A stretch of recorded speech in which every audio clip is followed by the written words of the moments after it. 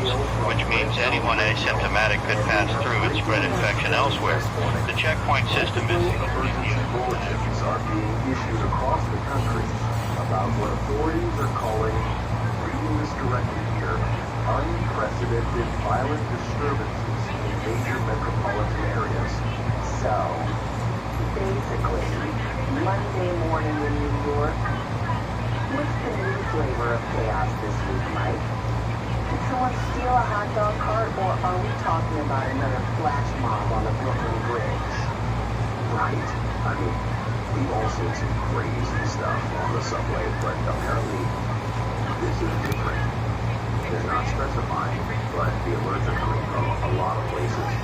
We're getting reports from Baltimore, Philly, Boston, and obviously here in the tri-state area. People are acting tired, and this is the word they're using, rabid. Well, listeners are already letting us know. Listener Sarah says her brother in D.C. saw someone attack 3 people at a metro station before police arrived. And she's saying the guy just kept going, even when people tried to stop him. Look, people are stressed, Jen. Rush hour, taxes, whatever. It's probably drugs. Bath salts. Remember that story from Florida years ago? People do crazy, horrible things when they're hopped up on that synthetic garbage. The cops will figure it out. I mean, New York's crime rate isn't that low that we can't handle a few bad apples. Let's not think of panic button before our first coffee bingo, alright? I don't know, Mike. It feels bigger than bath salts. We're used to local craziness. This is a national alert. We're going to our traffic center now for an update because apparently the roads are completely choked up. Is it just the rain again? What's going on out there? We might be Jenny, it's not the rain, and it's not normal gridlock. The FDR Drive is the absolute nightmare. Southbound near the Brooklyn Bridge approach is completely stopped. We're seeing multiple minor accidents, abandoned cars. People are literally getting out and walking away from their vehicles. I just got a flash alert. They've closed off access near Bellevue Hospital due to what they're calling unspecified civil disturbances. I've never seen that before. It's 7:15 a.m. and the city is already seasoned up. Wait, hold on. Abandoning cars? Are we talking fender benders or something else? Is there some kind of protest that's not being reported? I can only tell you what I'm seeing from the chopper. There's a lot of sirens, and near 34th Street, the crowd is moving away from the hospital. Fast. Something's happening down there that is way beyond the typical traffic jam. That's it. See? That's not normal. People don't abandon unwanted cars. I got that curtain up there together. Yeah, let's go to the phone line. I got this from Brooklyn on line 1. Lucky. What do you see? Mike, Jenny, I'm telling you what I saw. It wasn't drugs. I just got off the subway, Q train. I was on the platform at Atlantic Avenue. This guy, this homeless looking guy, grabs this woman and bit her. Like bit her neck. Not a punch, not a stab. Clamped down. Marcus, take a breath. Did you see what led up to that? Was there a fight? No. There was nothing. He was just shuffling, then plunged. And when people tried to pull him off, he didn't even look at them. He was making this awful, gurgling sound, and his eyes, blank. Eyes, and blank, like it wasn't even there. And he was strong, so strong. They finally kicked him off, and they went after another person. He got up and just kept coming. Marcus, are you okay?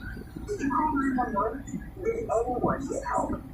Everyone calls 911. Line's been busy for 20 minutes. This train was busy. The train just left. Just left people there bleeding. Telling me that a person biting another person's neck on a subway platform in broad daylight isn't enough to stop the trains. I had to walk up to the platform. Self-service. This is chaos. Okay, Marcus, thank you for calling. Please stay safe. Look, that's a horrible story, and we hope the police are on top of it. But let's keep some perspective, folks. It sounds like one highly disturbed, possibly armed individual causing a scene. Don't let rumors panic you. We need facts. Marcus didn't sound like he was blind. That sounded like cheap fear. And let's be real, the NYPD response time should not be 20 minutes at Atlantic Avenue, not for a violent assault like that. Now we've got something really unusual here. Our producers are getting reports of an explosion on social media. Viral videos being shared of highly aggressive individuals. Oh, wonderful. More grainy, fake videos ready to scare people. We're not showing them, and we're certainly not validating them. But listen, social media is a cesspool of over-dramatization. Until we get official confirmation from the police or the mayor's office, we're treating this as isolated incidents of violence, probably spurred by some new street drug. But the descriptions are all too similar, Michael. Listen to this one from George. My coworker just saw a man eating a pigeon on Broad Street, then attacked a security guard. He wasn't even fighting back. He was just staring at him. Another one from Philadelphia. They crossed the whole block near Independence Hall. He said a whole group of people went crazy. I mean, this is the whole Eastern Seaboard acting the same way. Fine. Let's not spiral. Let's go back to the phones. We have Elaine from Manhattan on the line. Elaine, you sound like you're calling from a hospital. Yes, I'm a nurse at Bellevue. I'm in Brooklyn, and I shouldn't really be calling, but I have to tell someone. This is not a drug like. This is not a drill. Our emergency room is completely overrun. We have dozens of fight victims, and I don't mean dog fights, human fights. People are being brought involved. Fight victims? Is this a mass incident? A riot? They're not victims of a riot. They're victims of patience. The people who did the fighting, they're here now, restrained, but they're still fighting. We don't respond to food. We don't respond to anything. They're not just aggressive. They're trying to eat the staff. They're making these awful, inhuman screams. We had to sedate 3 of them, and one broke through the restraint in the isolation room. You're telling me that a person on drugs can do that? We have cops helping us, but the cops are scared, Michael. They just put out a call for every available officer. Oh my God. Elaine, are you saying these people who are attacking, they're physically trying to consume the people they attack? Yes, the victims of the fights, they're starting to get sick now. A fever, disorientation, then they start crashing. We don't know what this is. The CDC is on the line, but they're just asking us questions, telling us to isolate. They haven't said help. They haven't set a protocol. We're out of basic supplies. Elaine, thank you. Thank you for that report. Please go back to safety. We'll be right back after this quick break, then we'll try to get an official statement on what is happening at Bellevue. Wait, Mike, we just got an update on the police scan. Be right back. I'm hearing multiple 1013s. That's officer in trouble all over the Upper East Side of downtown. And the dispatcher is repeatedly using the code for unresponsive subjects. That's not normal for an arrest. Emergency bulletin, voice, official, recorded. This is an emergency broadcast system message. The Centers for Disease Control and Prevention is issuing a nationwide advisory. All citizens are directed to remain indoors. Secure all points of entry to your residence. Avoid all contact with individuals displaying symptoms of severe fever, aggressive behavior, and unprovoked violence. This is not a drill. I repeat, remain indoors and await further instructions. Local law enforcement is mobilizing to contain isolated outbreaks. Do not attempt to travel. What? CDC? Isolated outbreaks? I mean, that's the real deal, Jenny. They just told the entire country to stay home. But They didn't even say why. Travel? Marcus said the train left. Dave said the FDR is blocked. Look, a full morning rush is already out there. Are we supposed to tell people to just abandon their commute and hide in an office building? What are the symptoms of this severe fever? They give us nothing. Okay. We need to stay calm.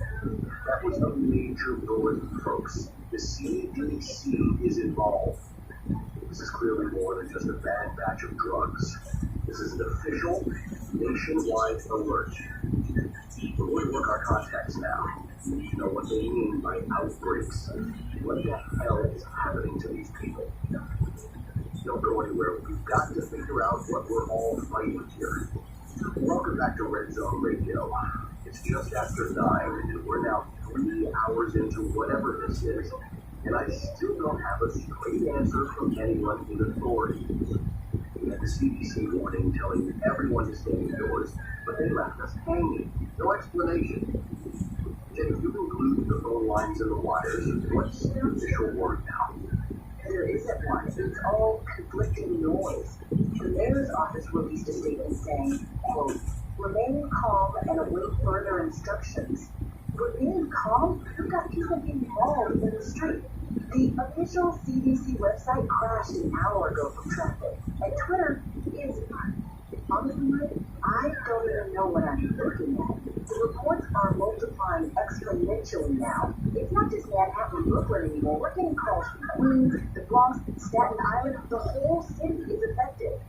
Look, I'm seeing some of those social media videos you mentioned on our studio terminal. People are sharing things that look like, well, like scenes from a bad horror movie. We are not airing any of that unverified material. I mean, how do we know they aren't deepfakes? People love sharing fake crisis videos. It's irresponsible. This video from Boston isn't a deepfake, right? It's from a news helicopter feed that got filmed. There's a crowd of people just attacking anyone they see. But the way they move is wrong somehow. They're not running, they're shuffling, but they're determined. It's like they have no self-preservation instinct. It could be edited, it could be from somewhere else. Let's stick to the facts so we can verify. Our staff is now reporting that major hospitals, Presbyterian, Methodist, and Lenox Hill, are now turning away all non-critical patients. And that is absolutely unprecedented. If you had a broken arm or a bad flu, they won't even see you. That tells you the emergency services are completely saturated with these disturbances. And what about the schools, Mike? Parents are panicking. We're getting dozens of calls. School districts across Jersey, Long Island, and parts of the Bronx are initiating lockdowns, but the administrators don't know why. We were told to seal the doors and windows. They can't even tell the parents if they can come pick up their kids. Listen, my niece is in 2nd grade in Queens. I can't reach my sister. I understand, Jim. This is hitting close to home for everyone. We have to maintain order here. We were told there was going to be a government press conference an hour ago. It was delayed at 9:30, then at 10:30. Now we're hearing maybe 11:15. The lack of information is what's causing chaos. No, the attacks are causing the chaos. The lack of information is turning it into a nightmare. Let's take another call. This is Alex from Harlem. Alex, are you okay? No, I'm not okay. I'm trapped, man. I was driving near 125th Street, and traffic just stopped dead. I got out to see what was happening, and I saw it. A car accident. But the guy who caused it, he just started pulling the driver out of the other car. He was hitting him. He was biting him on the arm, then the face. People tried to help, but the first guy who jumped out, the attacker turned on him. Alex, did the police arrive? Was the suspect neutralized? Yeah, the police came. 2 officers. They yelled at him. He didn't stop. They tried to tase him. Nothing. They hit him with a baton. He barely flinched. They finally got him down, but he was still thrashing. And I'm telling you this, Michael, you won't believe me. But after they cuffed him and put him on the sidewalk, the officer turned his back for a second, and that thing, it just started getting back up. It was flat on its back, and it was trying to sit up. One of the officers saw it and just shot him, 2 shots, right in the chest, and he went down. There was no blood. The officer just stood there, he was staring. I saw him throw up behind his car. Getting back up after being subdued? Yeah, Alex, look, the adrenaline is a powerful thing. People can seem impervious to pain when they're in a rage. He's probably highly intoxicated. The officer reacted to a highly violent situation. That's what they're trained to do. You know, Mike, I was standing 20 feet away. When that cop shot him, he should have stayed down. He should have bled it out. I mean, where was the blood? It was like shooting a sack of bricks. I've now walked in a deli with 3 other people, and we can see people moving outside the same way the guy I saw was moving. They are looking for people. Alex, please stay safe. Do not open that door. We're going to a brief commercial message. No, we have a confirmed line from the NYPD. Detective Sarah Rodriguez from the 84th Precinct is on the line. Detective, thank you for taking the time.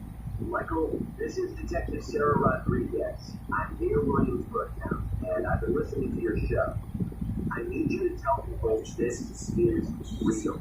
Whatever this is, it's real. Stop telling people it's drugs or it's being fixed. Detective, what are you seeing out there that makes you so certain? We responded to a disturbance at a bodega on Grand Street 2 hours ago. The suspect attacked the owner and multiple customers.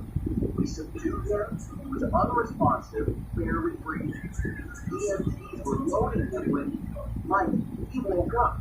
Started attacking the paramedics. He didn't respond to the taser. We had to use significant force. And he didn't stop. Didn't react to pain. Nothing. He wasn't breathing, but he was moving. He woke up. I mean, his vitals were almost gone. And then they weren't. And he was different. He wasn't like any perp I've ever seen in 15 years on the force. We had to retreat. We are falling back in security the 84th Precinct now, and we're telling civilians to find a safe place. We can't hold the streets. Not against this. That's all I can say on here, but you need to take this seriously. Detective Rodriguez, thank you for your service. Please stay safe. Folks, you just heard from law enforcement on the ground. She confirmed the lack of response to pain and the unprecedented aggression. We have to address the emergent pattern here. We are now hearing the word fighting in every single report, from Brooklyn to Harlem to the police reports.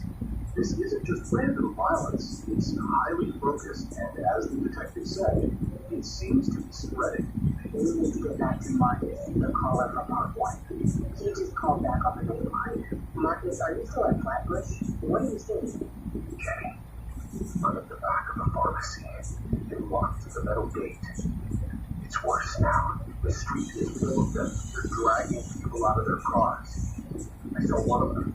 It was a woman. She was attacking a police officer's neck right near the entrance to the Grand Central subway ramp.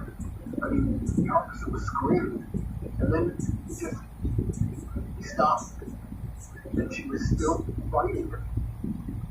Now she's looking around, getting more numerous. They keep walking, even when they get hit by cars. Marcus, listen to me. Stay calm. Stay where you are.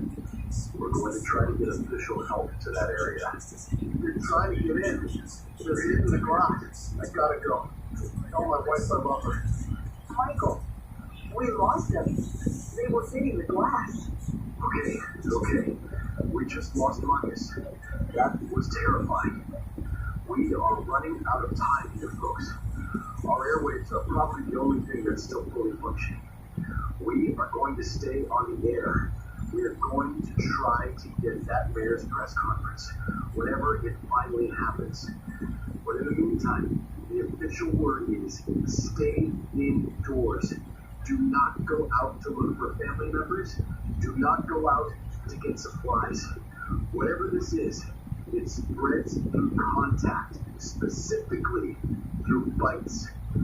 We'll be right back with more updates after we try to make contact with the mayor's security detail. Welcome back. It's a little after 1 o'clock on what has become the most horrifying day this city and possibly this country has ever seen.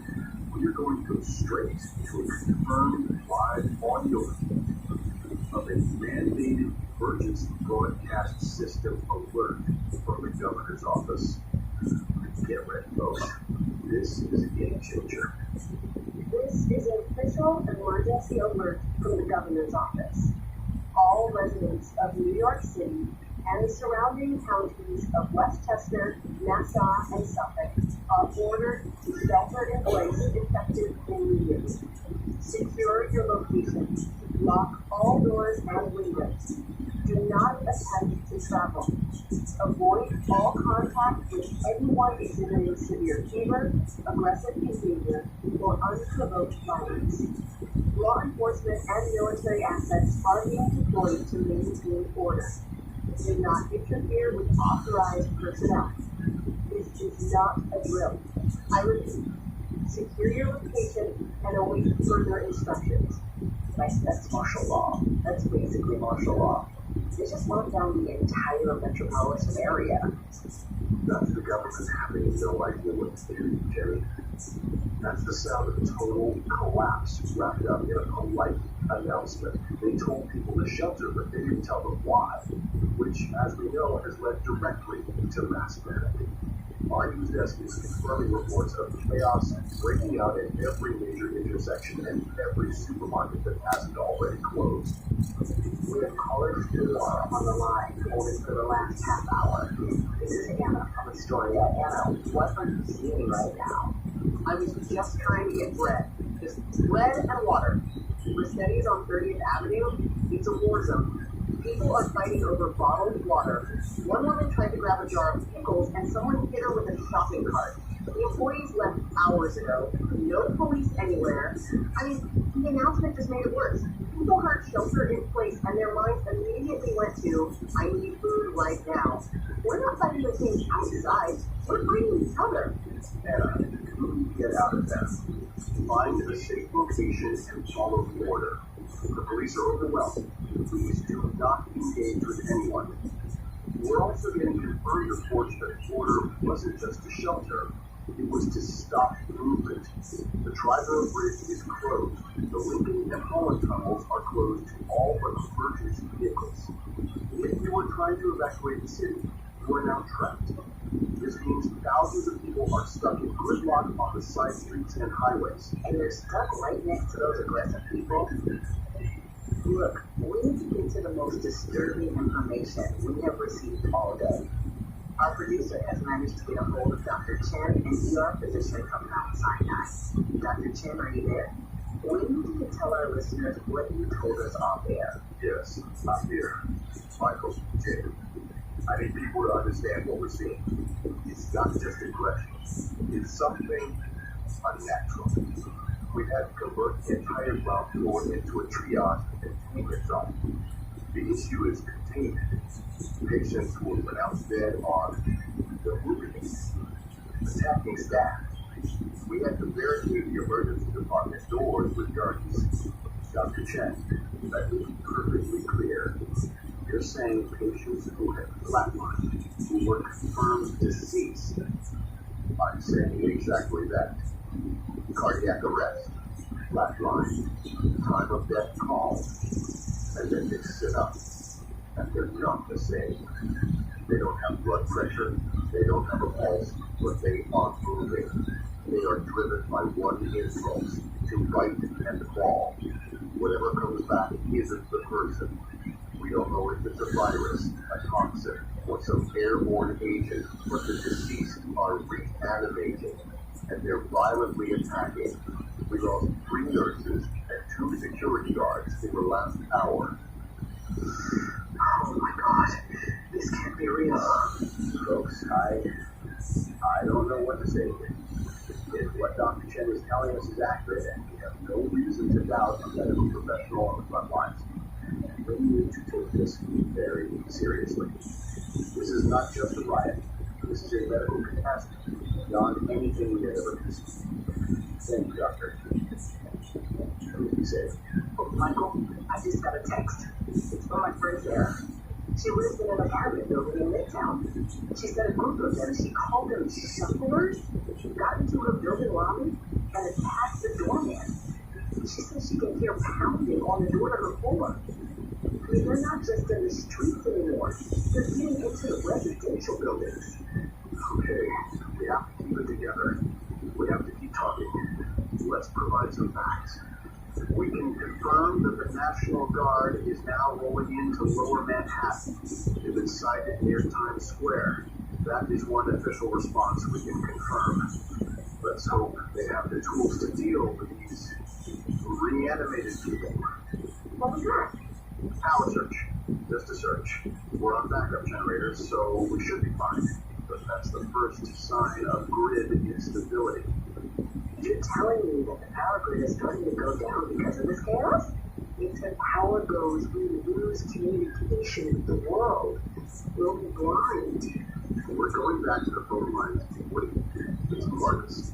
Our recurring caller from Brooklyn is back on the line. Marcus, are you there? Guys, I'm still at the pharmacy. We're in the back storage room. It's dark in here. They've been here for hours. Marcus, where is the building secure? Are you safe? No, we got the front door. They're breaking the windows in the stockroom. I can hear them shuffling, groaning right outside the cinder block wall. Look, the whole neighborhood is gone dark now. It's almost sunset. I can hear the sirens stopping. No more police. It's just them. Please, someone tell my family I didn't run. I just got trapped. Marcus, help is coming. The National Guard. They're breaking through the back. They're inside. They're screaming. They're inside the store. They're... Jenny. Marcus. Marcus, can you hear me? Say something. We lost the call. Jenny, stop. He's gone. He was just trying to get home, Michael. He was just a guy trying to get bread. He was a man trapped in a world that stopped making sense, Jenny. It's getting dark now. Our city is locked down. The dead are moving. The military is here, but the power is flickering. The phones are going silent. We are Red Zone Radio, and we are now the only voice left in this darkening city. We will be right back after we try to figure out what the hell happens when the sun finally sets on day one. It's now 7:34 p.m. The sun set 20 minutes ago, and the emergency lights across the city are painting a horrifying portrait of what's happening outside. The blackouts are becoming more frequent. We had one just 5 minutes ago that lasted a solid minute. But I'm being straight with you folks. We're all scared here. Our producer Dan asked if we should evacuate, if we should try to take the generator and move north. Jenny and I decided we're staying put. Someone needs to be on the air. People need information. They need to know they're not alone. They need to know what's happening. We're staying. We made a choice. We're going to be your eyes and ears tonight. But it's darkness. The darkness is making things worse. The sporadic streetlights are drawing them out. We can see the fires now too. A deep orange glow coming from what looks like the East Village. Emergency services aren't even responding to fire calls anymore. That's the sound of the world ending, one city block at a time, folks. Now, before we go back to the phones, there's an update from the government. It's an official, coordinated press release we just received on the wire. And for the first time, they are using clear language. The statement refers to the attackers as the reanimated deceased. They're no longer calling them aggressive subjects or disturbances. They're saying the dead are walking. The medical community has confirmed this is a phenomenon of human remains regaining mobility and seeking victims. And that's exactly what I'm afraid of, Mike. I haven't been able to reach my mother since noon. She lives in a small co-op in Queens. The cell networks are practically dead out there. I keep trying, but I only get static. I mean, I know she followed the shelter order, but if these things are getting into apartment buildings, We have to assume the best, Jenny.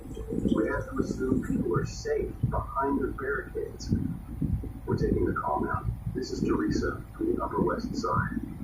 Teresa, thank you for calling. Are you safe? Hi, yes, I'm in my apartment on 86th Street, fifth floor. I pushed my couch against the door when you recommended. I've been watching the street through my kitchen window. I can see them now, but the main power's out, and it's just moonlight. There must be 50 of them just wandering. They're covered in blood. Some are in hospital gowns.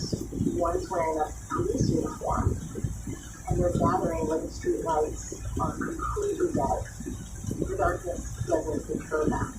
Teresa, are your doors locked? Windows secured? Do you have supplies? Everything. I have some canned soup and water, but I'm alone.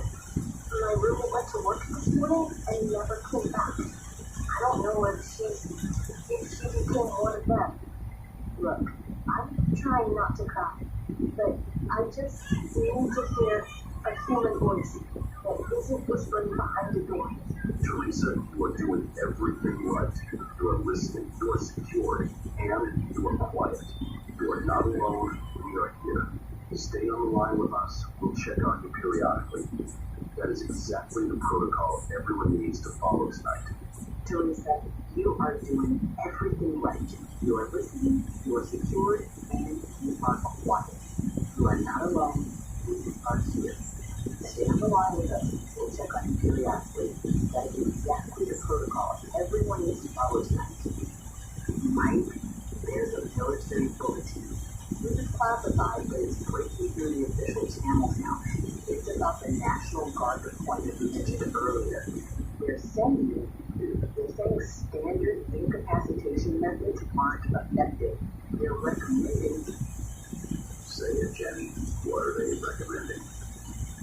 They're recommending severe head trauma. That's the only way to stop them. The military is engaging the reanimated with headshots only. They have learned from experience that the body does not matter. It's the brain. So, we're really talking about the dead walking. The only way to stop them is to destroy the brain. We have to put a bullet through the skull of something that was once a person, because a shot to the chest won't even slow it down. The rule of engagement is fundamentally changed. This is not a human enemy. And what about the people who don't have weapons? The people trapped in their homes? They're defenseless. We're going to stay focused on the facts. We're now getting reports from Canal Street. The National Guard has set up a major checkpoint, but is already under sustained attack. The reports say the soldiers are trying to fight them off without resorting to the protocol, but they're quickly running out of time and patience. We'll try to get an on-the-ground report, but our reporters can't risk their lives for audio. Jenny, we're getting a rapid-fire succession of texts and calls. People are hearing us, and they're starting to use the language of the movies. They're putting a name to the horror. Let's go to the phones. Jake from the Bronx is on the line. Jake, you sound highly distressed. Are you safe? They're zombies. Just say it. They're fucking zombies. My dad is one. He died this morning from a fight, and he came back and he killed my mom. Stop dancing around it. We all know what it is. This is like something from a movie, but it's real. You're telling me that I have to use a baseball bat on my own father's head? Jake, where are you right now? Are you safe? You need to stay calm. I locked myself in the bathroom. The door has a flimsy lock. I can hear him outside the door. It sounds like him that's shuffling, but it's not. It's not my dad anymore. I can hear him scratching the wood. I mean, he's dead, but he won't leave. Jake, please, stay quiet. Move away from the door. Do you have anything you can push up against it? Anything heavy? He's trying to get in.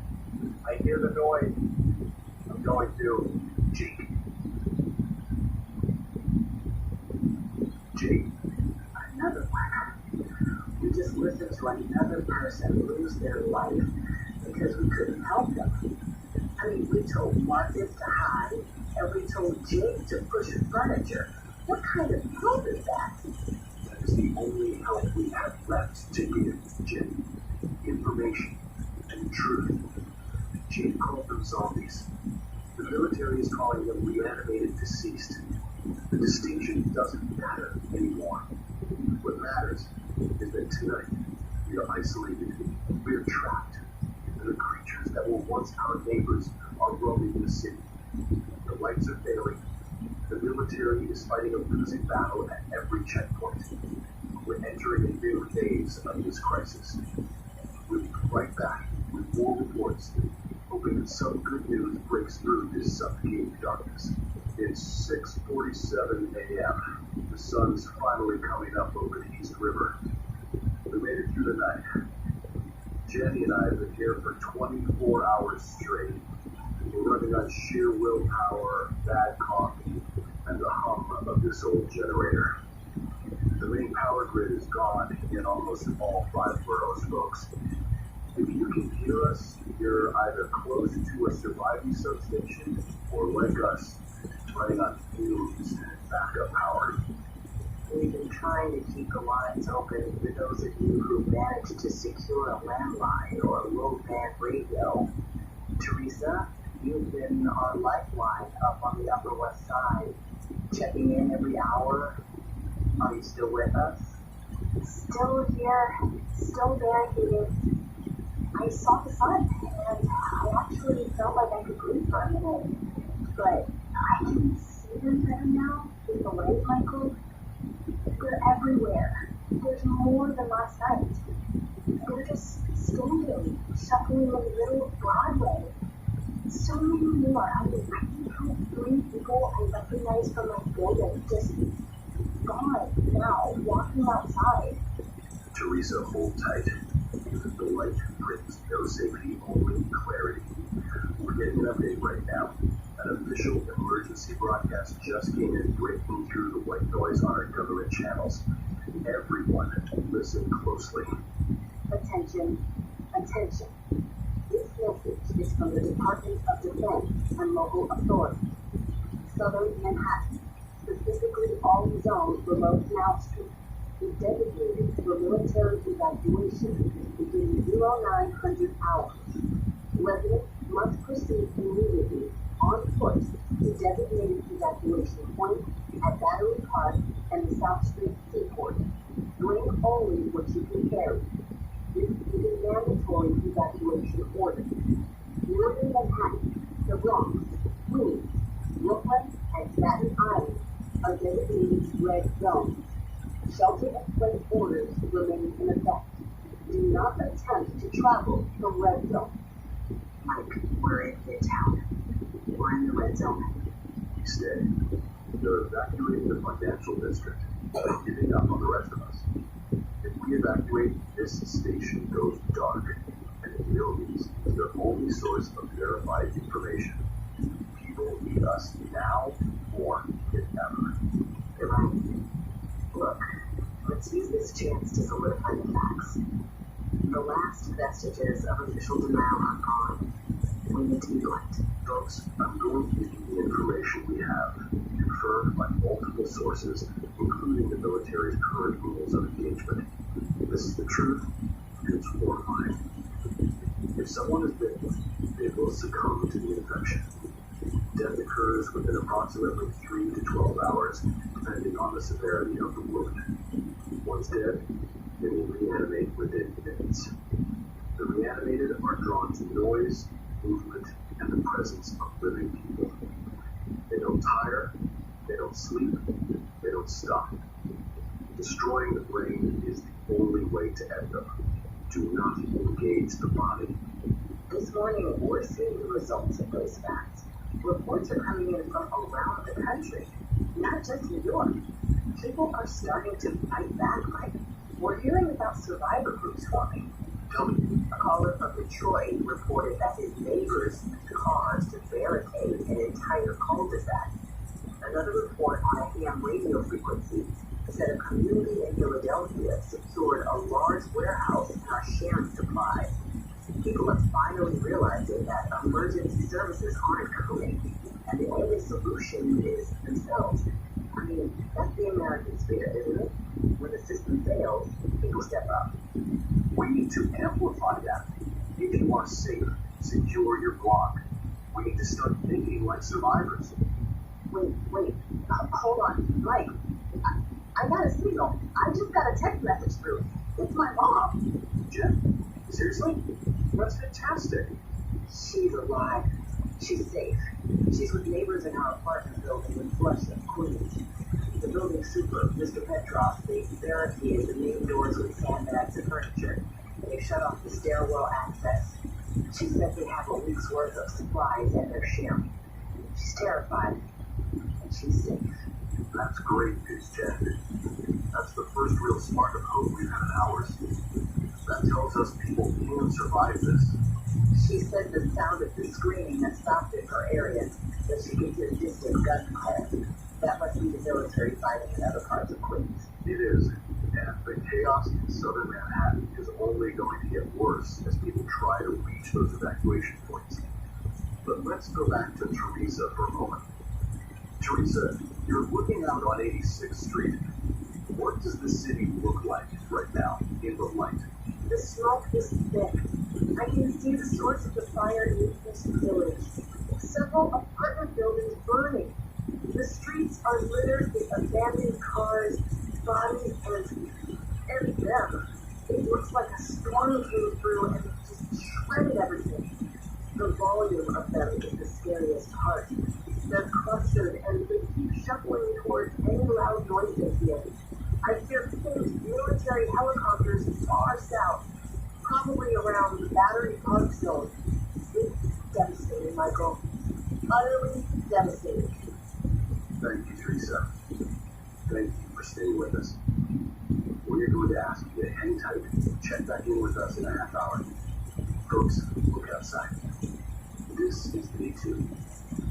The sky is clear, the sun is shining, but the city has been fundamentally altered. We are now in a red zone, abandoned by the government for tactical reasons. It's up to us to survive.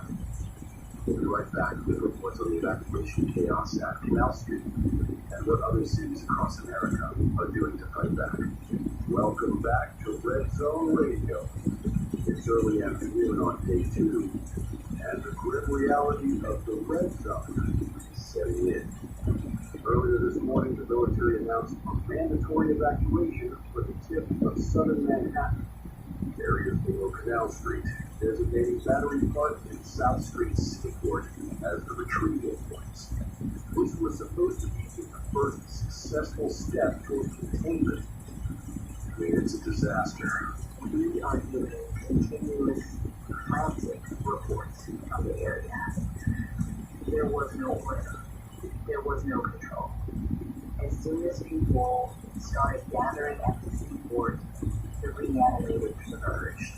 They are attracted to noise, and thousands of desperate people made a massive amount of noise. We have a caller who is there. She managed to find a working landline nearby. This is Michelle. Michelle, you sound like you're screaming over chaos. What is happening at Battery Park? The evacuation is a death trap. There's thousands of them. They came out of the subway tunnels and the abandoned cars. The soldiers are shooting, but there's too many. They're pushing people off the dock. Michelle, are the boats floating? Is the military maintaining order? The boats are leaving. They're leaving half full. They pulled the ramps up. There are people swimming in the water. They're losing people. They just pulled out and sailed away. I saw a woman get pulled down by the water's edge.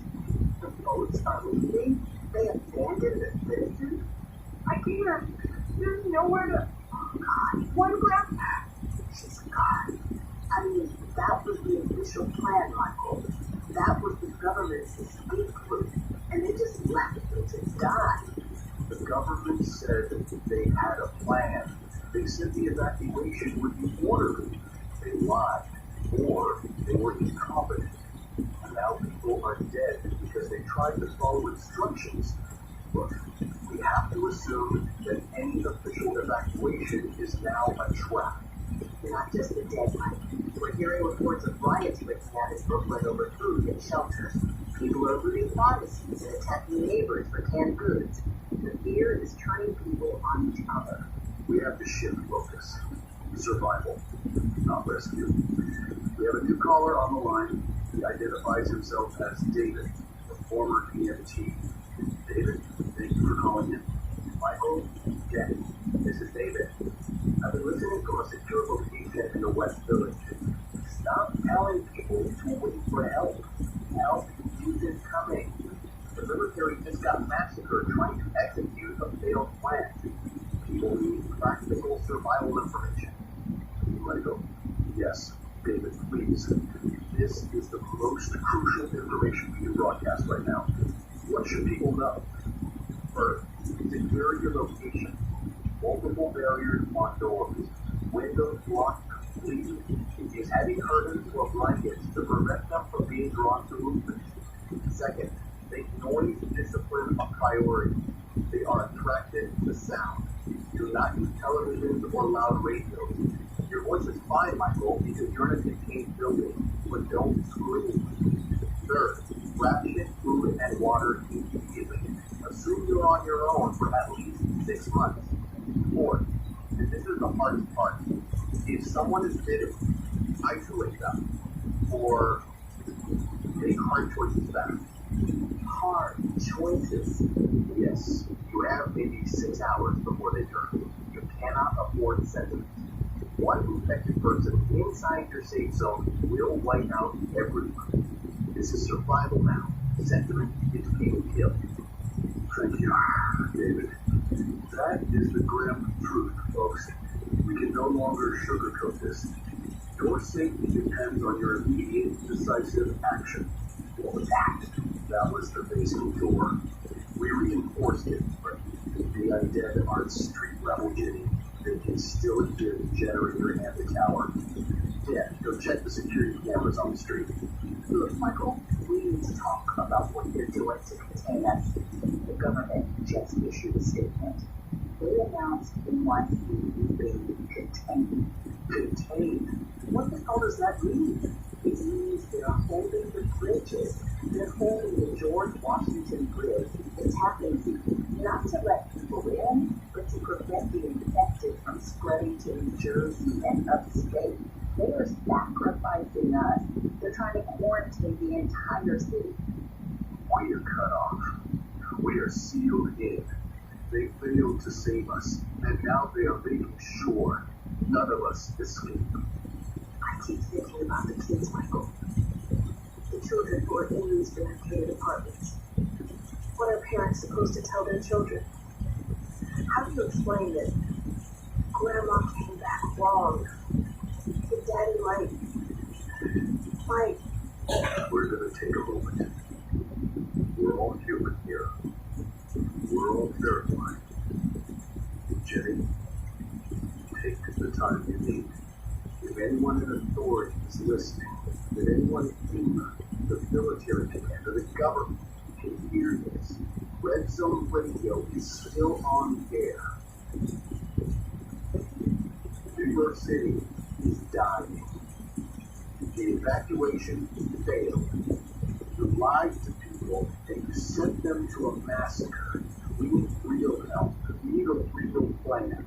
Or for God's sakes, we need you to tell us that we're on our own so we can stop waiting for rescue that isn't coming. We are organizing the survivors. They will not be silenced. Michael, Teresa is calling back on the priority line. I heard the noise in your studio. Are you okay? I'm watching the street. There are more of them near your building. They're drawn to the noise. I mean, please, be careful. You're all we have left. Thank you, Teresa. We're fortifying the building now. We're staying put. We'll be right back. back with more survival tips and a report on what's happening in other American cities. Because this cannot just be happening here. Day 3 of the outbreak. This is Michael Hale, Red Zone Radio. It's early morning, and the sun is once again showing us the devastation of this red zone they've abandoned us in. The good news is, we're still here. Our main entrance is barricaded with everything we can find. The reanimated deceased are confirmed at street level, drawn by the tower, the generator noise. They're pressing against the reinforced doors, but they haven't breached us yet. And you're not just listening to Mike anymore. We wanted to formally introduce the rest of the crew who are keeping this lifeline going. We're safe, but we're a team. We have producer Dan, who's managing the wires and keeping us sane. We have our engineer Luis, who is the only reason we have power at a signal. And our intern, Aisha, who is handling communications, desperately trying to sort through the flood of messages. Yeah, I'd known radio would be this exciting, not to become an accountant. Seriously though, this generator is running hotter than I like, so let's keep it tight. We're all in this together, folks. This is your lifeline, and we won't abandon you. We're moving into a more systematic approach now. Survival is about routine. We have our first official daily survival tips segment from David, our former EMT caller for the West Village. David, you have the floor. Good morning, survivors. Today's survival tip, water purification. The tap runs dry, which is happening across the city due to grid failure. You need a plan. Option 1, boil. Boil any suspect water for 10 minutes to kill most pathogens. Requires fuel, requires time. Option 2, bleach. Standard household, non-scented bleach. 8 drops per gallon of water, stir, and wait 30 minutes. Find bleach in any building's clean supplies closet. This information might save your life, so pay attention. I mean, clean water is more important than food right now. Don't risk dehydration or sickness. Back to you, Michael. That is practical, life-saving information. Thank you, David. Now, let's go to one of our success stories. Teresa from the Upper West Side has organized her building. Teresa, what's the situation like now that you're working as a group? Michael, Jenny, we formalized things. We're 12 survivors now. We've pulled all the food from all 12 apartments, and we're rationing it. We're rotating watch, 4-hour shifts on the landing, listening to the stairwell. Mrs. Park from 3D or the nurse at St. Luke's. She's our medical resource. Tom from 7C was Army Infantry. He's our security. We're making decisions together. The stress is still here, but it's replaced by a grim sense of purpose. We're making it work. That's amazing, Teresa. That's exactly what people need to do. Find each other. Work together. We're hearing similar reports from the other boroughs. Groups forming in schools, churches, and apartment complexes. In the Bronx, a group has taken over a municipal building. In Staten Island, we hear a small militia has formed around a local community center. The will to survive is strong, folks. We're continuing to track information from separated families. Lisa from Astoria is still looking for her sister Maria, last known location near Roosevelt Hospital before the chaos. James in Staten Island is looking for his elderly parents in Murrayville. Sarah is desperate for any news from PS 116 in Queens. Her daughter Emma was there when lockdown began. I'll keep reading these. Maybe someone hears. Maybe families can connect.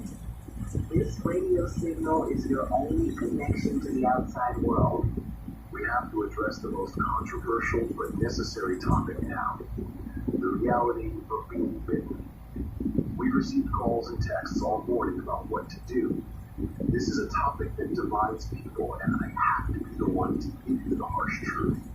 Michael, you said yesterday that if someone's bitten, you've got to make hard choices. My son, bitten. 12. My son. I can't do what you're saying. I can't lock him up. He's asking for me. He's running a fever now. Frank, I can't tell you what to do with your family. I won't. But I can tell you what the military learned and what the doctors confirmed. Your son will die. And what comes back won't be him. It will be a violent, reanimated creature driven to attack and infect. If you can't make that choice, you need to secure yourself and leave before he turns. He's 12 years old. He's my baby boy. No, I know the pain you're feeling right now is unbearable. But you have to survive. You have to keep living for the person your son was. You can't bring yourself to end it, Frank. Lock him somewhere he can't hurt anyone. Closet, a bathroom, and leave that place immediately. You can grieve. You can hate me for saying this, but you have to survive. That is the only mandate left. Mike, we just lost a little pressure. That's the fuel supply running lower than I like. I mean, we're burning through this faster than I anticipated. We need to start conserving now. Okay, Lewis, we'll limit our broadcast hours starting tonight. Folks, we need to be transparent. Our generator fuel is running low. We may have to transition to short, intense bursts of broadcasting to conserve power. If we go silent for a few hours, don't panic. We'll be back. We're not abandoning you. We're running unlimited resources, just like you. On a more positive note, Aisha just confirmed something huge. We're getting persistent rumors of safe zones forming outside of the red zone, places where the military successfully held the line. There's mention of a survivor community being established in Syracuse, New York, and a successful quarantine effort in western Pennsylvania. This tells us the entire country isn't lost. There are places where people are surviving and organizing. We need to verify those safe zones. That's the focus of our broadcast tonight. Survival is possible. Community is possible. But it requires the hardest choices and the most brutal dedication. We are Red Zone Radio, operating in Fortress Radio, and we will talk you through the night. Stay secure, stay silent, and we'll be right back. This is Red Zone Radio, broadcasting from the heart of the quarantine zone. It's been 1 week, 7 days since the morning everything changed. 7 days since the official lie about violent disturbances.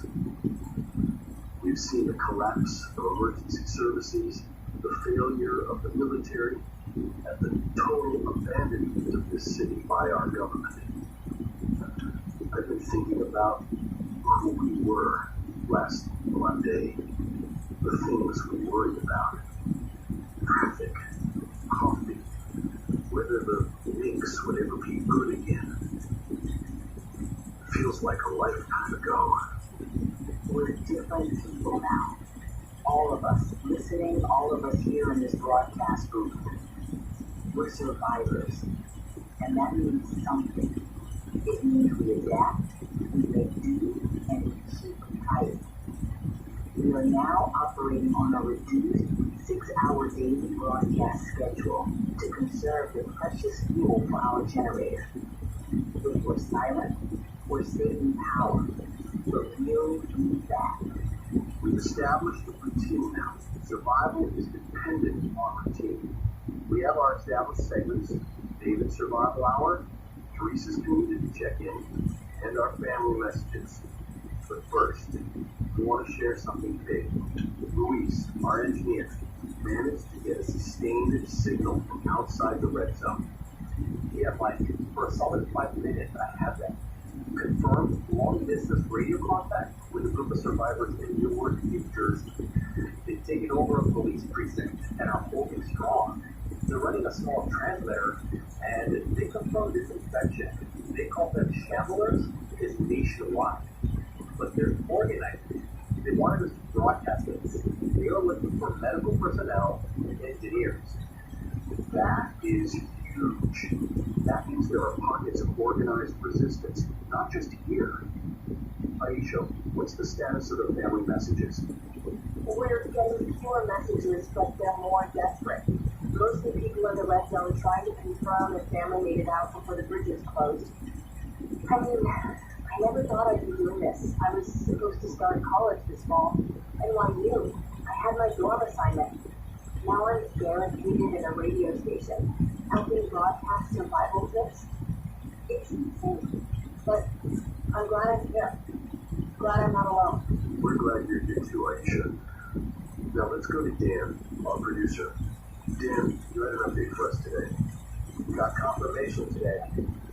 Through that same long-distance signal, actually. My brother Tom was at the Battery Park evacuation, trying to help get kids onto the boats. Witnesses say he didn't make it.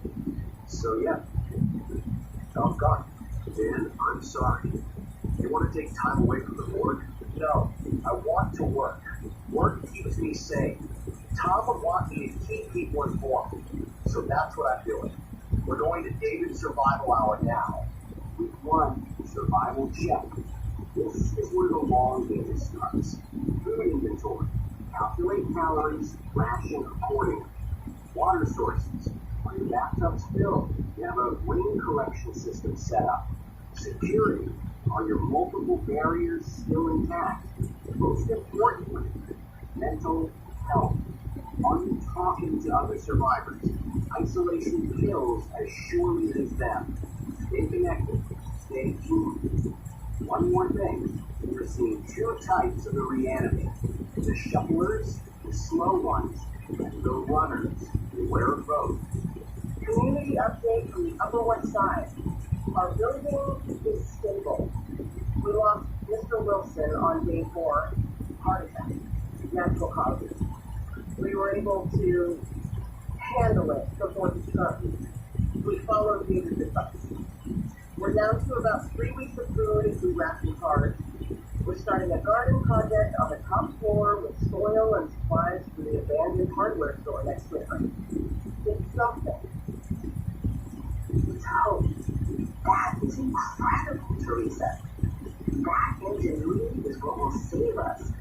I mean, we need to take a page from your book right now. We have a problem here at the station. We need supplies. That's right. We're at a critical point. The water we took from the upper floors is gone. We need supplies for the 3rd floor. That's where the old break room and the rarely used supply closet are. Louis says there's a pallet of bottled water and probably some of that terrible powdered coffee for the holiday party and some MREs. But we have to go through the stairwell. There's maybe 3 or 4 between here and there, based on the shuffling sounds of the low frequency vibrations I'm picking up. Maybe more. The lower floors are pitch black. Jenny, I shouldn't. Mike, you're the voice. You're the reason people turn on their radios. If something happens to you, the broadcast dies. Dan needs to manage the wire, and Lewis needs to run the signal. Aisha and I are going. We're smaller, we're quieter, and we'll stick to the walls. Lewis guides us by radio from here. Dan and you stay on air. We need that water. Okay, be careful. Aisha, you stay right behind Jenny. Godspeed.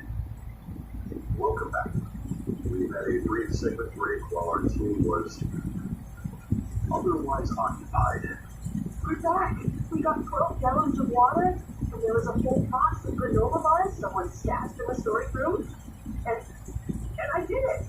I actually pressed past one of them in the hallway. He was 3 feet away, just standing there, and it didn't notice us. Police, your directions were perfect. Dan, Mike, we did it. First successful supply mission. We haven't had to keep the broadcast going for another week, maybe 4. It's a small victory, but it feels massive right now. Welcome back, both of you. Don't ever scare me like that again. That feeling of uncertainty, it was all worse than the screaming. But you did it. And that's the new normal. Small victories and relying on the people next to you. Good morning, survivors. It's day 10. And today, the news is good. We're not isolated anymore. We're a community. I mean, we're now in sustained radio contact with 5 separate survivor groups across the city. We've got Teresa's building on the Upper West Side, David's medical group holding out at Mount Sinai, a church community in Brooklyn, a secure apartment building in Astoria, and as of this morning, a group that successfully secured a high school in Queens. The darkness is lifting, folks. That network is already proving its worth. The latest report from the Queens group, the military is announcing an airdrop, confirmed, for Central Park, Sheep Meadow, tomorrow at noon. The payload is reported to be food, water, medical supplies, batteries, and crucial communication equipment. That's 12 blocks from here. 12 blocks of streets full of them. Every survivor in the hat will be trying to reach that rock. It's a huge concentration risk. They'll swarm the area. It's dangerous. Possibly suicidal. The risk of one of us getting caught or getting bitten is enormous. We just had our first successful supply run, and that was just down to the 3rd floor. This is open air, high traffic territory. It's also supplies that could keep us alive for months. Medical gear when one of us or one of our community gets hurt. Batteries to keep broadcasting. We can't hide in here forever, Mike. We're rationing water drops. We're hungry. At some point, we have to take risks while we slowly die in here behind this barricade. Been safe for 12 days precisely because we stayed put. My job is to maintain the broadcast. Yours is to help me. We don't risk the lifeline for a few crates of canned goods. Safe isn't the same as surviving, Mike. If we run out of fuel, the broadcast dies anyway. If Louise gets a bad fever and we have no meds, the broadcast dies. This is a calculation of need versus risk, and the need is outweighing the risk right now. We're a team. Maybe we put it to a vote. We're all in this together. No single person makes this call. I vote we go. We can plan it perfectly. David can watch our route. He's right. When do you think those batteries? If we get batteries, I can get us off the generator schedule entirely for a few days. Yeah, I know. Same. Mike. Okay. We planned this right. We take the smallest, fastest route. 2 people maximum. David, you still on the line with the medical group? I heard the whole conversation. I agree with Jenny. You have to move. I can see Central Park from the higher floors here at Mount Sinai. I'll be your eyes. I'll talk you through the best route. Keep an eye on concentrations of the reanimated. I mean, let's do this. Let's make this work. You should have been back 10 minutes ago. Luis, Jenny, Aisha, give me a sign. Anything.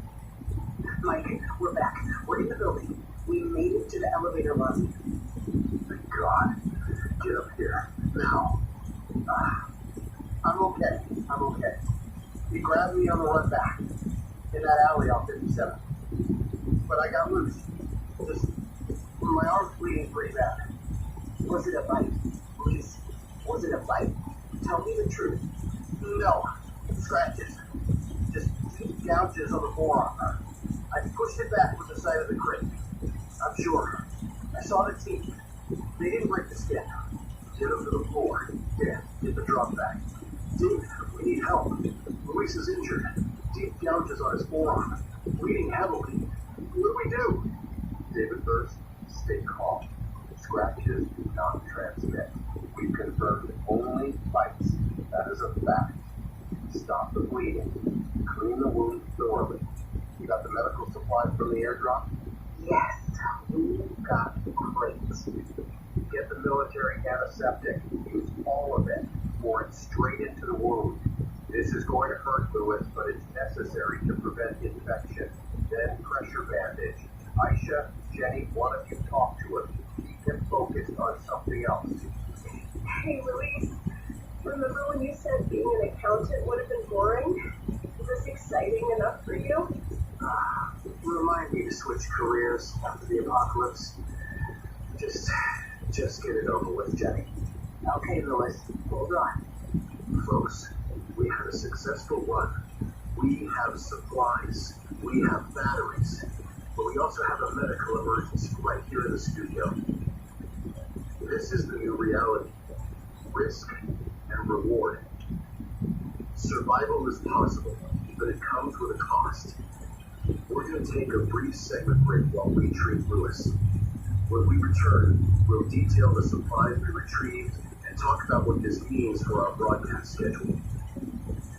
I mean, we're alive, we're stronger, but we're also wounded. Welcome back to Red Zone Radio. It's day 14, and we've crossed a 2-week survival milestone. 2 weeks ago today, the world ended. Not completely. We're still here, talking to you from behind our barricades. But the world we knew is gone. I think we all, on some level, kept expecting rescue, expecting this to be temporary. I don't think it is anymore. That realization is hard, but it's vital. We need to stop waiting for the cavalry and start thinking long term. I mean, survival isn't about avoiding them. It's about establishing a life, however strange, that is sustainable. And that means community. Michael, Jenny, we did it. We need to share this. After connecting with David's group and getting some advice, we reached out to the building on 85th Street. We had just completed our first successful inter-building supply exchange. We got a rope and pulley system working between the rooftops. The Martinez family had medical supplies and extra fuel, and we had extra canned food. We completed our first trade without anyone having to risk the street. And this could work everywhere. Teresa, that is ingenuity born of necessity. That is how people survive. That's the spark of hope we need. These survival groups get linked up across the rooftop, share resources, and establish interconnections to create actual, viable supply networks. Safe zones connected above street level. Our radio network is no longer just a place for information. It's the hub of a logistical system. Exactly. I want to propose we formalize this. Red Zone Radio needs to facilitate a supply exchange board. We take requests and offers and connect groups who have surpluses with groups who have needs.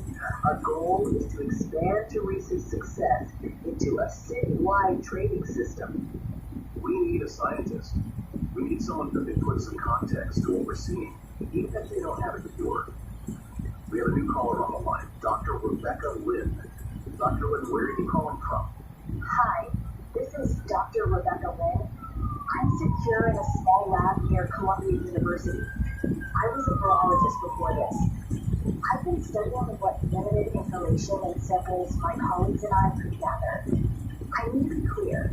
I don't have answers or cure, but the behavior patterns, the non-fatal transmission via bites, the reanimation, this is beyond anything in existing literature. Whether it's biological, chemical, or something else entirely, we're not going to develop a cure in isolated pockets. So, Dr. Lynn, to translate that for our survivors, are you saying there's no going back, no cure, no return to normal? I'm saying we need to stop waiting for rescue and start building sustainable survival. That's our reality now. This phenomenon is permanent. The government isn't coming back. We have to become a new society. Thank you, Doctor. That harsh clarity is what we needed to hear. The expectation of temporary is now gone. And with that permanence comes a need to grieve and a need to remember. I'm going to do something tonight. A memorial hour. People need to say goodbye. If you lost someone, call in or text us their name. We remember them. We honor them. Then we keep surviving. Because they can. We carry their names with us. Thomas Baker, Dan's brother, died at Battery Park trying to save children. Maria Santos, nurse at Bellevue Hospital. Frank Sullivan's son, David, 12 years old, lost in the Bronx. Elizabeth Chen, Wackus Brooklyn's mother. We remember their kindness, their lives, and the world they belong to. We carry them with us. Mike, Jenny, I need an emergency cut. The generator's failing. It just spiked and dropped. It's completely overheated. We're losing power. Folks, we may go dark. If we do, No! Luis, come on! We can fix this! We have tools for the airdrop! We have that field repair kit! like you should. I'm an audio engineer. I'm not a diesel mechanic. But you're an engineer, and I took auto shop in high school because I was the only girl and I wanted to prove a point. I know how to check the fuel pump and the cooling lines. Between us, we figure it out. We are not losing this station. It's 4:30 a.m. And if you're hearing me, you know what happened. We're back online. It took 2 replacement filters and a whole lot of duct tape and thread, but she's running smooth. Not pretty, but it'll hold. I'm covered in grease, and I haven't slept in 30 hours, and I just saved a radio station during the zombie apocalypse. My high school counselor said auto shop wasn't too useful. You two kept us alive. The station, the broadcast, the network, it all depends on this equipment. Your heroes. You faced down the one enemy we couldn't shoot, the end of our lifeline, and you won. We survived this long because of the strength of our community and the dedication of this team. We'll be here when the sun rises. Good morning, survivors. It's late October. And for the first time since the outbreak began, we're not just fighting the dead, we're fighting the seasons. The first frost hit the city last night. It was 34 degrees this morning. Winter is coming, and that brings a whole new level of challenge to surviving in a city without power. I need to talk about heat, insulation, and cold weather survival. We were lucky to have a mild 2 weeks, but that luck is running out. We've got David on the line with an immediate report from his medical group at Mount Sinai. David, what are you seeing now that the temperature has dropped? We had 2 injuries yesterday that weren't from the reanimated. Frostbite and hypothermia from a simple supply run. The undead don't seem affected by cold. They are already dead. They don't shiver, they don't tire. But we are fragile. Moving through the reanimated is already dangerous. Doing it in bulky winter clothing that restricts movement and dampens sound makes it deadly. The cold adds a compounding threat to every single action you take. That means we need to adapt fast. If you have experience with winter survival, cold weather camping, heating without power, we need you to call in. We're creating a knowledge base right now. Our lives may depend on your expertise. This is Frank from the Lower East Side. We used to winter camp up in the Adirondacks. Body heat is king. The first thing you need is insulation from the ground. Cardboard, old newspapers, blankets, pile it up to create a barrier. Layer clothing. Don't use cotton. Wool stays warm even when wet. If you've got multiple people, sleeping in the same room shares heat efficiently. Block off unused rooms, create a cool, warm space, and spend all your time there to conserve fuel. Hello, this is you. I'm Matt Appleton. In In Japan, we use kotatsu. It is a fitted table with a blanket over it. You can make a small birdie, any heat source, candles, hot stones, under the table with blankets or curtains around the sides, keeps people warm with minimal fuel. You heat the people, not the entire room. That's brilliant, Yuki. Small space heating and targeted warmth. Dan, Aisha, are you getting all these practical tips logged? We need to disseminate this immediately to all our community groups. Speaking of community, the stress of this prolonged survival is starting to cause internal conflict. Teresa, you called in earlier with a tough situation. What happened? Michael, we had our first real fight. Tom is an ex-Army guy. His family of 5 is cramped in a studio apartment. He wanted to force someone to give up their bigger apartment because his family needs more space, so they did it as a group. It got heated. We had to vote among the 12 of us. The majority said no, that property rights must be maintained for stability. Tom's angry, but he's accepting it. It's hard. We're all stressed and tired, and the cold is making people desperate. That's civilization, Teresa. Disagreement, democratic process, accepting outcomes you don't like. You are creating a society based on rules, not force. You're doing it exactly right. Hold on to that structure. Jim, the threats aren't just coming from inside the buildings or from the cold. We have a new warning. Maria from the box is calling in. Maria, you sound terrified. What are you seeing? There's a group of men raiding buildings. They're alive. They've got weapons. Guns, axes. They hit the building next to us 2 days ago. They took all their food. Someone who resisted. They're organized. They're barricading against the dead and the living now. They come in the dark when the dead are drawn to the shadows. We've had similar unconfirmed reports. Now, confirmed. Desperation makes people dangerous. The living pose as great a threat as the dead now. Survivor groups need to be prepared for human threats too. Security has to be 24/7. Red Zone Radio. Red Zone Radio.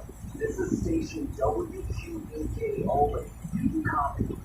We are receiving your transmission in patches. Over. Mike, we copy. WQBK, this is Red Zone. First outside NYC connection. We copy loud and clear. Albany here. We've been monitoring. We want you to know, New York City is under federal quarantine. No one is permitted in or out. The bridges are being held. The provisional capital is operating from Colorado. The eastern seaboard is largely a hot zone. The Midwest has scattered outbreaks. West Coast communication has been lost for weeks. You're isolated, but you're not alone. Other cities have survivor networks too. So, the whole country is dealing with this? And the government? They're operating from Colorado? That is confirmed. Their focus is containment and establishing fortified zones inland. The coastal cities are being considered lost. But we're relaying your signal west. Other survivors need to know someone's still fighting, that someone is still talking. Keep broadcasting. They've given up on us. They've just walled us off. Do we stay? Do we try to leave? They may have drawn a line around us, but they haven't beaten us. We have a network. We have supplies. And we have a radio signal. We will keep broadcasting. WQBK, we will talk again. We're staying put, and we're building something new right here. This is Michael Hale, Red Zone Radio. 30 days, 1 month, a complete revolution of the calendar since the world we knew, the world of taxis, skyscrapers, 8 billion people, vanished. I've been crunching the best numbers our entire network can muster. NYC had 8 million people. We're now in regular, reliable contact with maybe 40,000 survivors across all 5 boroughs. Maybe there are more we haven't reached. Maybe. But those numbers, that is the brutal reality we're facing. But those are 40,000 people who didn't give up, who barricaded their doors, who found each other, who built something out of nothing. That's worth recognizing, Michael. That's a new society forming. And we are the backbone of that new society. And that society needs a voice. We're dedicating this hour to our first citywide town hall broadcast. We've got 7 different communities on the line, sharing their status and their strategies. Teresa, you're first. Upper West Side, what's your status? We're at 23 people now. We successfully linked with the building next door as planned, and we're sharing resources over the rooftop system. I was elected community coordinator last week. We're trying to keep things democratic. We've got food for about 2 more months, and our water collection system is working well. 3 floors of our building are secured and winterized. I mean, we're stable. We're a proper community. Mount Sinai Group, 41 people. Our capability is advancing. Yesterday, we performed an emergency appendectomy using the field supplies from the airdrop, with 2 pre-med students assisting. The patient survived and is recovering. We are becoming a functional, self-sustaining medical center. We're prioritizing basic hygiene and trauma care training for all our network members. Church of the Holy Redeemer, 57 souls. And we're not just surviving, we're growing. We're running a school for the 12 children we have here. They need education, they need normalcy.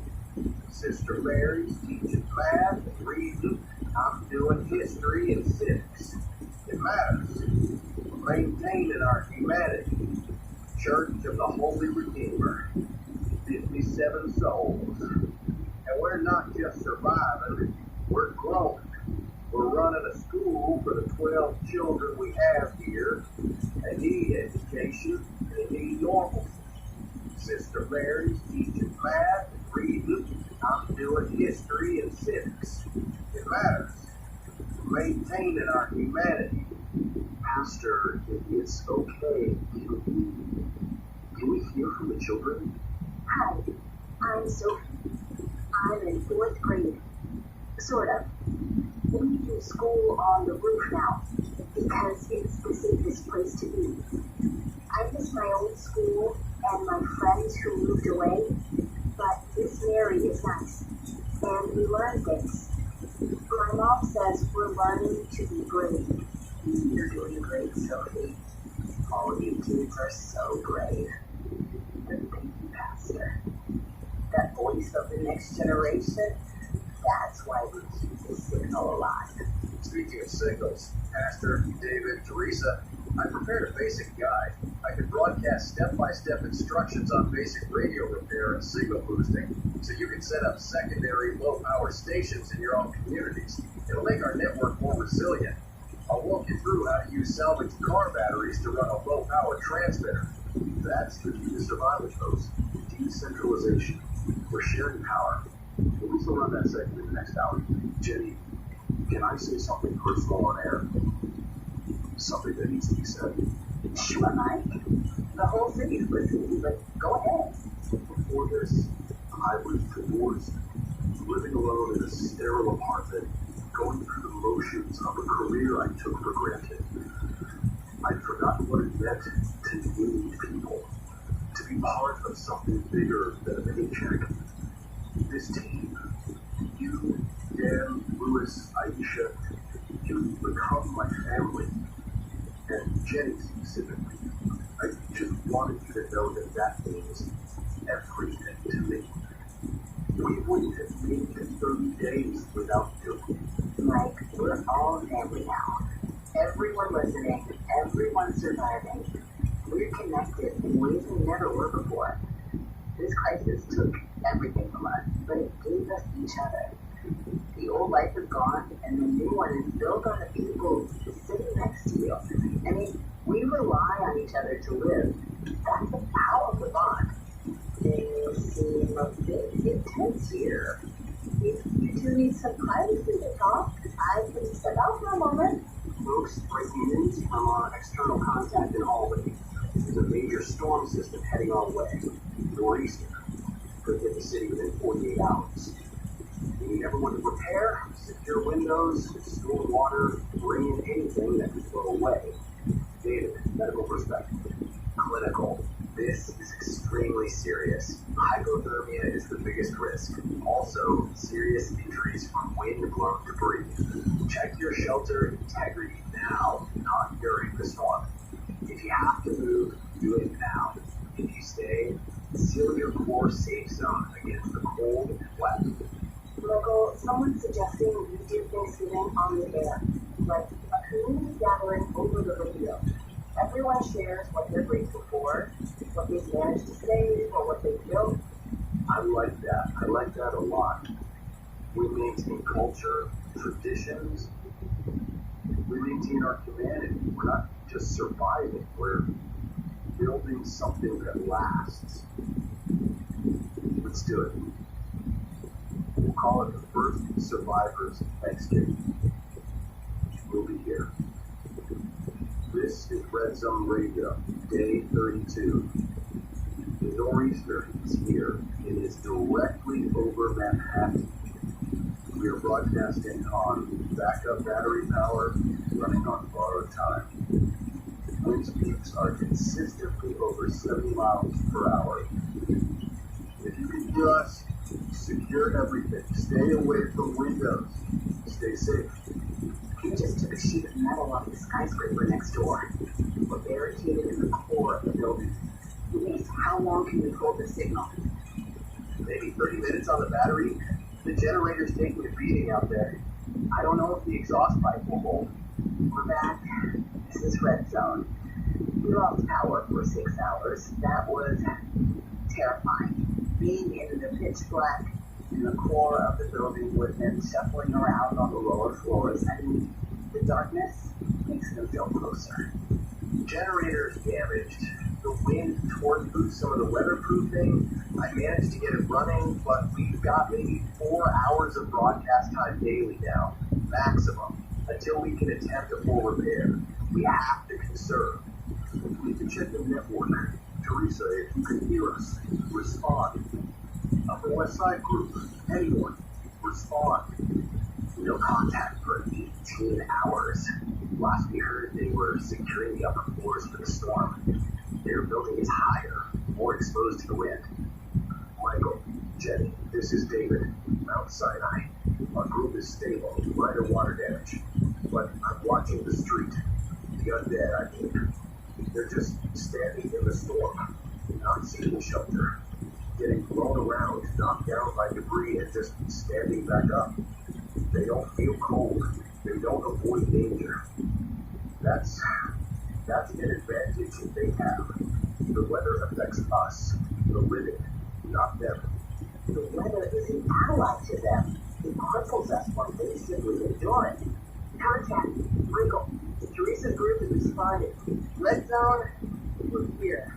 It's safe, we're stable, but we took heavy damage. We lost 6 people. The roof collapsed on the 3rd floor, storm hit. We didn't get to any time. Building damage, David. We're alive. Teresa, we are so glad to hear your voice. We're so sorry for your loss. We thought the storm killed 4 of us in 3 days for the dead days of month. Natural causes, roof collapse, hypothermia. I mean, we're reanimated are constant threat. But winter and weather are these silent killers. How do we prepare for that? We learn, we adapt, we share knowledge. We learn from your loss, Teresa. This can't happen again.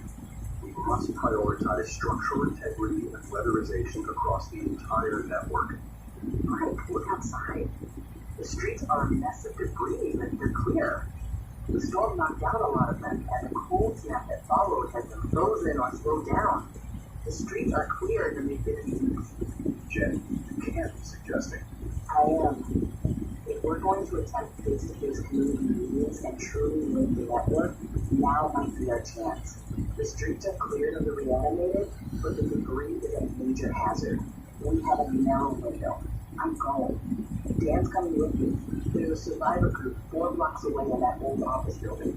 We can reach them. We need to start building a real, in-person connection, not just radio links. Okay. You take the medical kit from the airdrop. You go fast. With your eyes and ears. Godspeed. We're back. We did it. We met them. 15 people in an office building. Accountants, lawyers, a janitor who knew how to fortify structures. He was a gold mine of information. We shared our remaining granola bars, and they gave us fuel for a cooking stove. We planned coordination. Like, we hugged another human being from outside our group for the first time in a month. Real human contact. I forgot how much that mattered. That's the future, Jenny. Not just surviving separately, but rebuilding together, face to face. That connection is what will save us. But we also learned that winter is going to be brutal. We need to shift our focus. The storm revealed the true killer. If we don't prepare better, the weather will kill more people than the undead. We need an intergroup winter strategy task force now. This is Red Zone Radio Day 40. Today marks the turning point. Jenny's successful mission last week has led directly to something monumental. The first Survivors Council, representatives from 12 survivor communities across Manhattan and Brooklyn, are meeting in person right now in a secured Midtown office building. This is the beginning of organized rebuilding in New York City. Welcome, everyone. This is a historic meeting. We have 47 people here, representing approximately 800 confirmed survivors across our network. We're no longer just individual buildings. We are a collective. Let's start with resources. What does each community have? What do you need? We established an organized resource sharing network today. I should have mentioned this before. I'm a structural engineer. What? Whatever. Point is, I've been designing safe aerial bridge systems between buildings. I've looked at the blueprints of several connected blocks. If we can get steel cables, ropes, and tools, which the group said the Navy Yard might have, we can create permanent sky bridges. That allows us to move between communities without street-level risk. It's the only way to sustain this network long-term. We have farming supplies. The church had a community garden program before all this. Seeds, tools, knowledge. We're already running successful rooftop gardens. But we can share that expertise. Long-term sustainability means growing our own food, not just scavenging. We're expanding our mission beyond just treating the wounded. We're launching an inter-community medical training program. It's a 2-week course in basic field medicine and sanitation. We can't have one centralized medical center. It's too risky. Every community needs basic life-saving healthcare capability. We'll start with 5 trainees per community. Wait, Michael? Jenny? Is that really you? Yes, this is Michael. Who is this? It's Marcus. From Atlantic Avenue. Mike. Jenny. Yeah. It's me. Made it out of the storm. Found this group. Been listening to the radio every day. Your voices get me going. Marcus. Oh my God. We thought you didn't make it out. We listed your name in the early days. Almost didn't. But I'm here. We're all here. And we're building something. We know you people are meeting. Your communities have supplies we need. We're taking them. That's the New World Order. You can't stop us. Connor, is that you? Everyone listening on Red Zone Radio can hear this. You want to be remembered as raiders or as builders? We have a council here. You can join it. You can get supplies through sharing, through voting, through contributing, not through theft. The choice is yours. Why would you share with us? You think we don't know you have the airdrop supplies? Because we need everyone to survive. Winter is coming. The dead are out there. We are stronger together than fighting each other. Join the council, vote, participate, or keep raiding, and eventually you'll get a group that fights back, and people die. Your choice. What's in the council for us?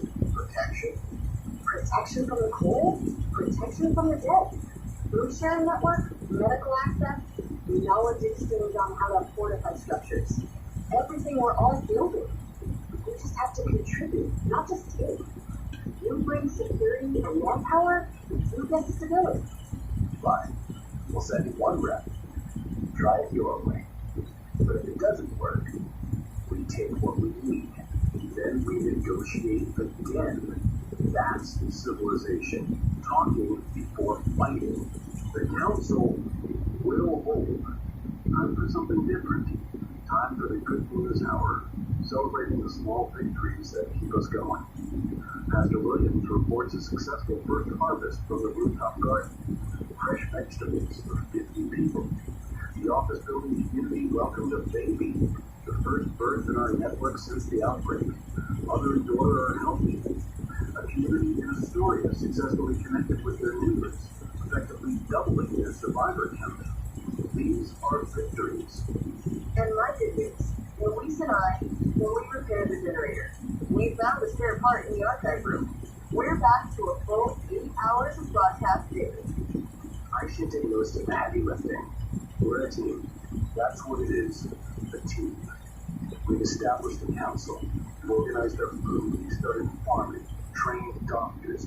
We've begun to build literal and metaphorical bridges, and we've successfully negotiated with the hostile group.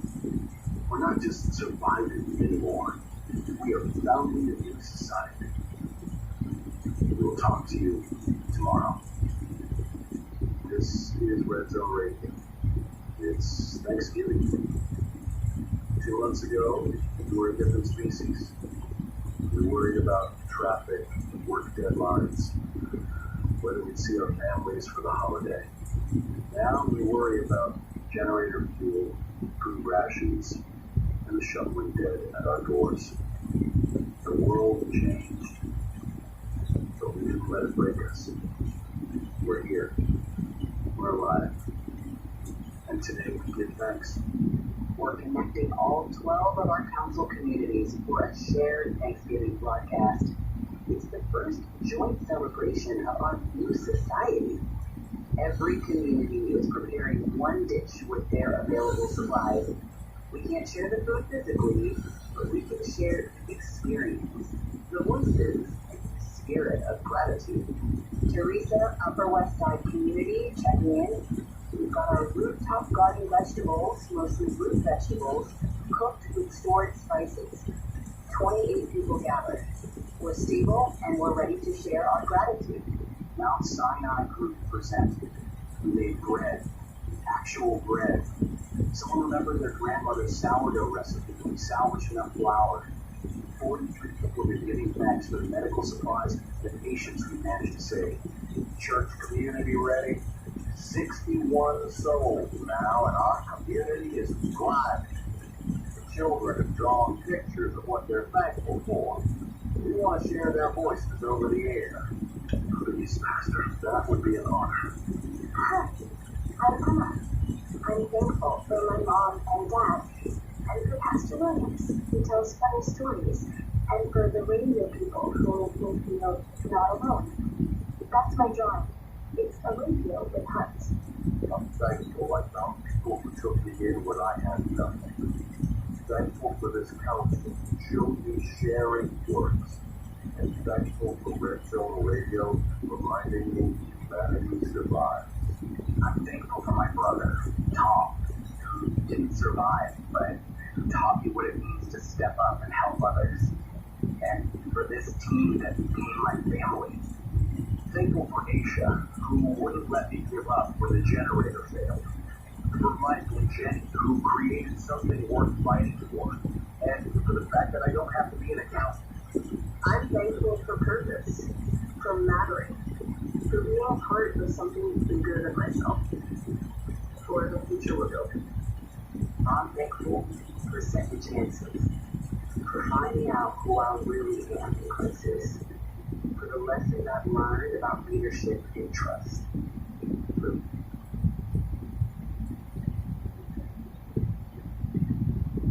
For people who became more than colleagues, like I'm thankful for everyone listening, for every person who survived today, for the communities we built, for Jenny, who showed me leadership means trusting others, for this team, for hope. We've been in pure survival mode for 60 days, but the council isn't just about thinking into tomorrow, it's about the future. Spring comes in 5 months. We need comprehensive plans for expanding safe zones, clearing streets, and making this city livable again. Not just surviving, actually living here. the Council's structural committee is discussing organized clearance operations, systematic, careful elimination of threats in target areas. We want to expand our safe zone block by block. It will take years, but it's possible. It will be the biggest city cleanup operation in history. We'll have casualties, but we'll also be reclaiming our city, and with that comes better sanitation and resource access. I support it. We need a reason to look forward. Mike, we should tell them. Jenny and I, during this crisis, we've become more than co-hosts. Partnership under fire creates unbreakable bonds. We are family, and we're building a life together now. We're together. I want you all to know, because you're family, you deserve honesty. Call Red Zone Radio. This is Liberty Radio Philadelphia. We've heard about your network, your council, your Thanksgiving broadcast, giving us a blueprint. Thank you for showing what's possible. Liberty Radio, Philadelphia, you're surviving too? 2,000 of us, building like you are. Your broadcast reach farther than you know. Keep talking, keep fighting. You're not alone. 60 days ago, this radio station became more than entertainment. It became a lifeline, a community center, a government, a family. Red Zone Radio isn't just surviving the outbreak, it's documenting humanity's refusal to die. We'll be here tomorrow, next week, next year. As long as there are people listening, we'll be broadcasting. This is Michael Hale. And Jenny Martinez, reminding you that you're not alone. Stay safe, stay human. We're all in this together. And that's a wrap. No, that's the beginning.